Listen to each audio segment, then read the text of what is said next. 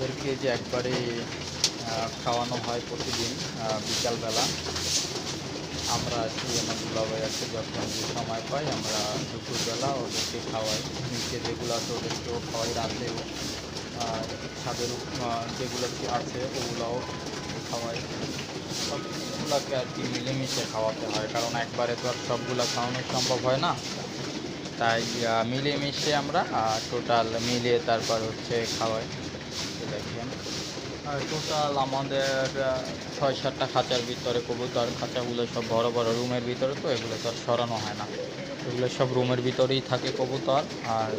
আর খাঁচাগুলোও রুমের ভিতরেই থাকে। যাই হোক, এখন এখানেও আছে। তারপরে যেগুলো খাচ্ছে সুন্দর মতো খাচ্ছে, ওরা ওদের মতো করে খাচ্ছে।